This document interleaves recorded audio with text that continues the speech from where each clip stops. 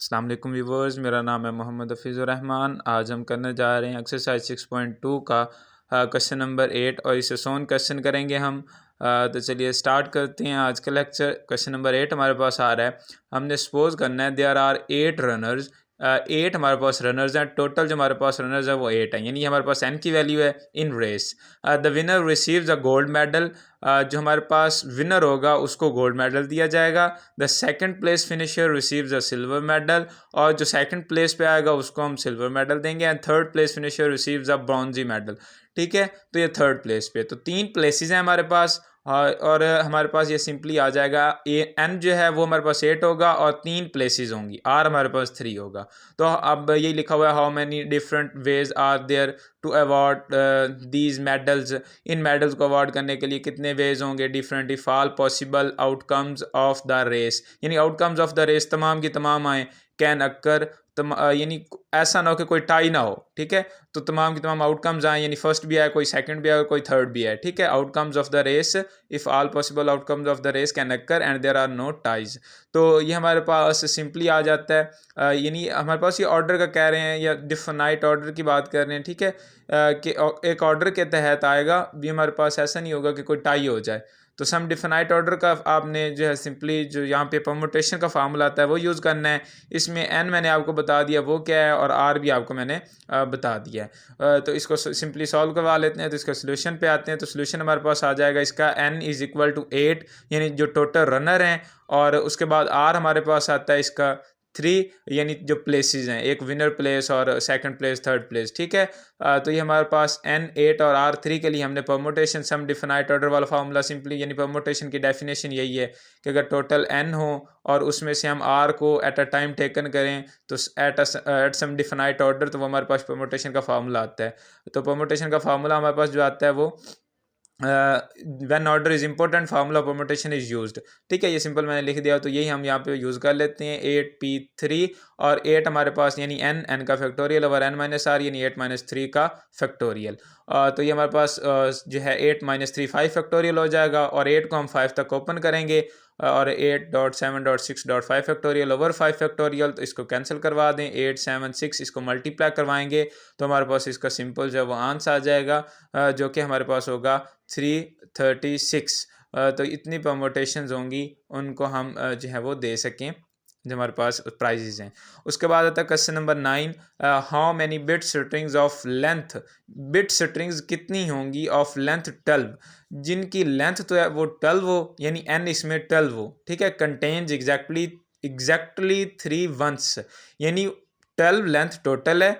और r हमारे पास क्या है 3, यानी वंस जो है वो 3 टाइम है ना, तो 3 आर हमारे पास जो है वो सिंपली इन दोनों से लेंगे हम। एग्जैक्टली 3 वंस के लिए ये फर्स्ट का होगा, यानी n 12 होगा, और दूसरे के लिए भी n 12 होगा, लेकिन देखें उसमें n equal number of zeros and ones. तो टोटल जो है वो लेंथ हमारे पास कितनी होगी 12 होगी। तो यहाँ पे आपको थोड़ा सा यानी स्केच इसका बना के दिखा देता हूँ। यानी बिट स्ट्रिंग हम लेंगे, उसमें देखें अगर तो r हमारे पास आ रहा है 3, यानी एग्जैक्टली 3 वंस हैं, तो n 12 है और r 3 हैं, यानी 3 वंस आ रहे हैं। तो हम 3 प्लेसेस पे 1 1 लिखेंगे, तो हमारे पास 3 प्लेसेस जो हैं वो कवर हो जाएंगी। तो अगर हम ऐसा करते हैं तो हमारे पास क्या परमुटेशन होती है। ठीक है, और उसके बाद r इज इक्वल टू 3 आ जाएगा। और उसके बाद अगर हम n equal number of zeros and ones की बात करते हैं तो हमारे पास क्या होगा। तो जब n equal number of zeros and ones की बात करते हैं ना, तो हमारे पास देखें 6 और 6 होंगे। यानी 6 अगर हम 0 को फिक्स करते हैं या 1 को फिक्स करते हैं इक्वल, तो हम कहते हैं कि ये 3 था, तो अब हमारे पास ये क्या हो जाएंगे, ये 6 हो जाएंगे। ठीक है, यानी इसको आप टिक को कह लें कि ये ज़ीरोज़ हैं, या इनको आप कह लें ये वंस हैं, तो बाकी के जो हैं वो दूसरे होंगे। तो आर हमारे पास इस केस में क्या होगा, n तो 12 ही रहेगा, तो आर हमारे पास जो है वो 6 हो जाएगा। ठीक है, इसकी हमने सिंपल परमुटेशन मालूम कर लेनी है दोनों केसेस में। आप सिंपल फार्मूला आपको आता है, आप कर भी सकते हैं, नहीं तो मैं यहाँ पे आपको करवा भी देता हूँ। देखें तो सोल्यूशन इसका हमारे पास आता है n 12 और r 3 के लिए। हम सोल्यूशन फर्स्ट जो है उसकी बात कर रहे हैं, इसके सोल्यूशन करते हैं। तो इधर हमारे पास आ जाएगा 12 और 3, यानी 12p3, ये हमारे पास आ जाएगा, और ऊपर हमारे पास आएगा 12 का फैक्टोरियल, और यानी n का फैक्टोरियल होता है तो ऊपर हमारे पास 12 का फैक्टोरियल आ जाएगा और नीचे 12 - 3 आ जाएगा, यानी 12 - 3 हमारे पास आएगा 9, और 12 फैक्टोरियल ओवर 9 फैक्टोरियल इसका आंसर आ जाएगा। और इसको हम मजीद सॉल्व करवाते हैं तो 12 फैक्टोरियल को ओपन कर लें, 12.11.10.9 9 तक करवाना है क्योंकि नीचे 9 है, और 9 से कैंसिल हो जाएगा फैक्टोरियल, और बाकी हमारे पास 12, 11 और 10 रह जाएगा। इसको मल्टीप्लाई करवाते हैं तीनों को, तो हमारे पास जो है इसका सिंपल आंसर आ जाता है, जो कि हमारे पास आता है 1320, यानी 1320 ऐसी अरेंजमेंट्स होंगी जिनमें एग्जैक्टली 3 वंस होंगे। ठीक है, और उसके बाद चलते हैं हम इसके जो है वो नेक्स्ट पार्ट पे। नेक्स्ट पार्ट हमारे पास आ रहा है N equal number of zeros and ones. इसमें क्या होगा, इसमें सिंपली जो हम लिख लेते हैं यहाँ पे दोबारा से कि इसका सोल्यूशन जो हम लिख रहे हैं वो किसका है, सोल्यूशन हम लिख रहे हैं सेकंड पार्ट का। तो इसको सॉल्व करवाते हैं तो ये हमारे पास आ जाएगा एन, हमारे पास क्या आता है, एन हमारे पास आ रहा है इसका 12, और आर हमारे पास आ रहा है 6, क्योंकि इक्वल नंबर है ना, तो 6 आप बेशक 0 को कह लें या 1 को कह लें। तो 12p6 हमारे पास आ जाएगा 12 फैक्टोरियल ओवर 12 - 6 का फैक्टोरियल। ये सॉल्व करवाना आपको आता है, आप सिंपली इसको सॉल्व करवा लें, और 12 फैक्टोरियल ओवर 12 - 6 6 का फैक्टोरियल। 12 को ओपन करेंगे 6 तक, 6 तक ओपन करने के बाद हम क्या करेंगे, सिंपली उसको कैंसिल करवा देंगे। तो यहाँ पे हम इसको करवा लेते हैं 12, 11, 10, 9, 8, 7, 6 ओवर 6 फैक्टोरियल। ये 6 फैक्टोरियल से कैंसिल, और बाकी सारे को हमने क्या करना है, मल्टीप्लाई करवा लेना है कैलकुलेटर पे।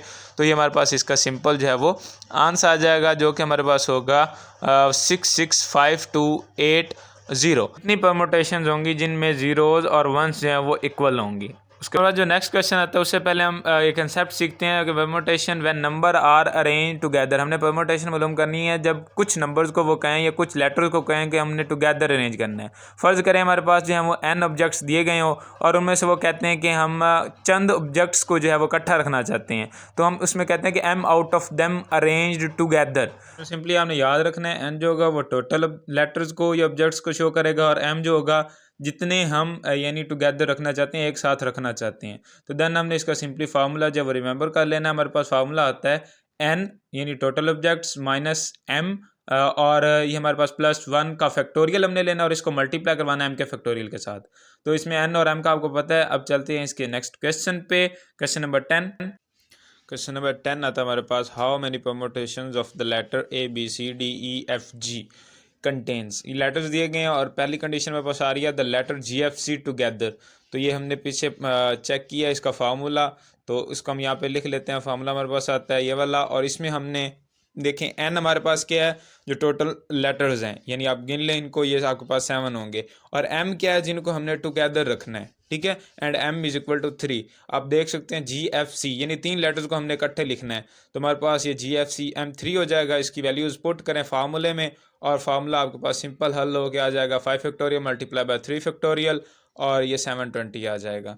तो ये हमारे पास इसका सिंपल आंसर आ गया, जिसमें GFC टुगेदर होंगे, इतनी परमुटेशंस होंगी। और अब आता है GFC नॉट टुगेदर, यानी सेकंड अब हमारे पास क्वेश्चन आ रहा है GFC नॉट टुगेदर। अब हमने इसके लिए क्या करना है, इसका सोल्यूशन पे आते हैं। देखिए टोटल परमुटेशन हमने लेनी है, और उनमें से जितनी दफ़ा GFC टुगेदर आ रहा है, क्योंकि हमारे पास GFC टुगेदर का फार्मूला है, तो जितनी दफ़ा GFC टुगेदर आ रहा है हमने उसको टोटल में से माइनस करवा देना है। तो जो बाकी आपके पास बचेगा वो आपके पास होगा नॉट टुगेदर, यानी वो जितनी भी अरेंजमेंट्स होंगी उनमें GFC इकट्ठा नहीं आएगा, क्योंकि पहले ही हम देख चुके हैं कि GFC टुगेदर जो है वो सिर्फ 720 में आता है। ठीक है, तो टोटल की बात करते हैं तो टोटल इक्वल होता है n फैक्टोरियल के, यानी जितने लेटर्स होंगे सभी की हमने परमुटेशन लेनी है, अरेंजमेंट करनी है, तो वो 7 का फैक्टोरियल आ जाएगा, वो हमारे पास होगा 5040। और GFC टुगेदर कितने में है, वो हमारे पास है 720 में।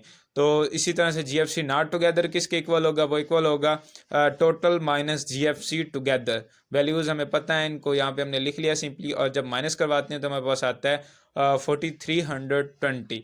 तो ये सिंपली हमारे पास आंसर आ जाता है, या आप इसको कह लें 4320।